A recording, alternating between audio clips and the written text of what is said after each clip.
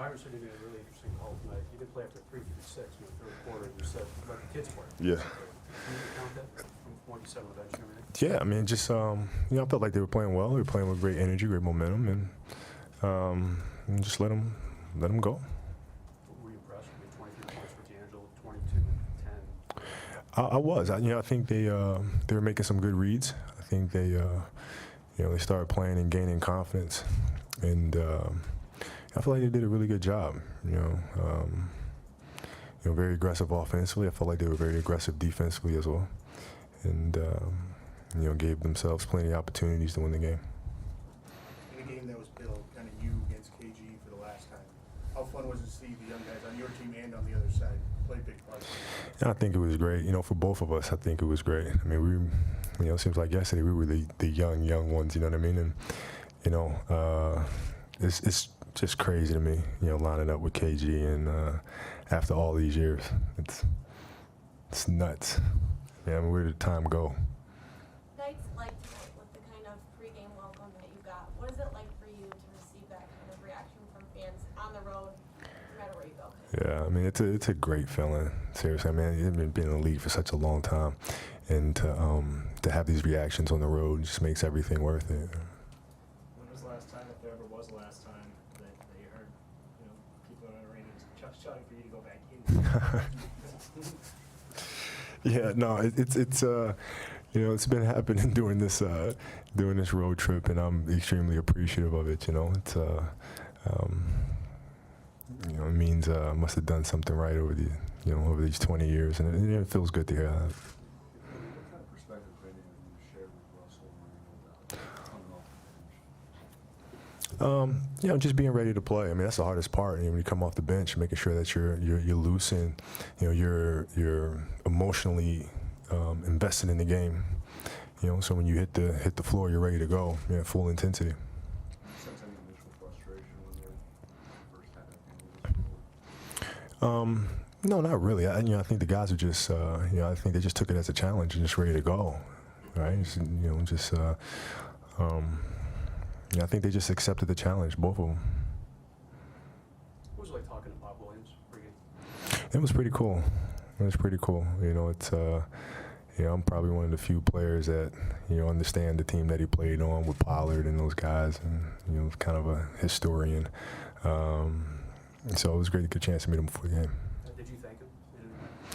Well, I mean, he's a pioneer, and it's very tough.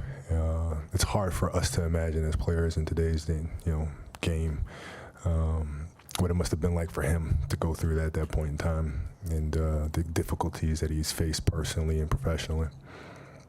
Some of the young guys on the Wolves this week have talked about how much they've looked up to you. What are your impressions of that? I think they're doing great. I think they have a great nucleus of young players. I think all their young players are very hard workers, and they've done nothing but improve. Wiggins has improved tremendously since even the last time I played against him. His ability to come off of screens, catch and shoot. I mean, really trusts his jump shot a great deal. Town seems to be extremely more physical now than even the first game when we played against him. Just seems to be more comfortable. I think they have a great young nucleus, and Levine is, he has a great amount of potential too. So, the city has a good core. What kinds of things do you see in one of the young guys, maybe Wiggins, that you may have seen in yourself when you were beginning? Well, naughty afro, that's one. We both didn't comb it, you know what I mean? So, but I think it's his athleticism. But I think his footwork as well. He has a rare combination of athleticism and fundamental skill. And he's just still getting used to exactly what his game is going to be. But you see flashes of it, the one dribble pull-ups, the turnaround fadeaways on the post. And so his game is still developing, but you see, I certainly see some of the similarities. Kobe, was it at all difficult for you in the stretch? It's a tight game. Your team needs a shot.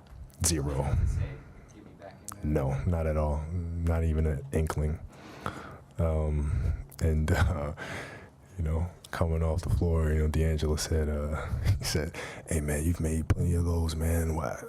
That was close. It felt good." I said, "Man, listen, You know, I've made plenty of them. I've missed plenty of them too. You know, it's your first shot, but it won't be your last. So, you know, on you go. Because Byron was saying, like, big picture, that at least by the second half of the season, he kind of wants to shift gears. From here to now, like, what needs to happen? No, you still continue to develop them. I mean, it's no different. I mean, it's you know, when I was on the bench, I did a lot more teaching, you know, throughout the game, a lot more kind of coaching them along from the sideline sort of thing. But you continue to teach, even when I play. You know, you continue to help them.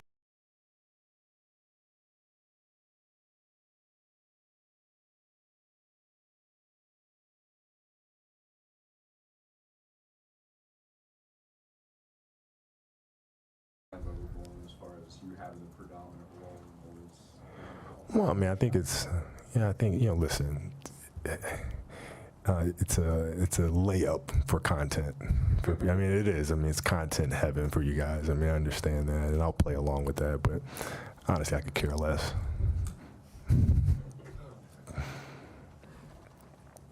Target's been a Kobe over the years, and it seems like every time you guys come, it's kind of a 50-50 crowd. That might be everywhere you go, but what's it been like playing here? It's been great. I remember, you know, playing them in the playoffs here, and it was great to be in Minnesota when it's not cold and snowy. It was just such a beautiful city. And then they come into the arena, they had the white tiles going, and this was the loudest I've ever heard this place, and there was not a Laker fan in sight. And I remember battling them in the playoffs and being a great series. And you know, those are the moments that I remember most from Minnesota.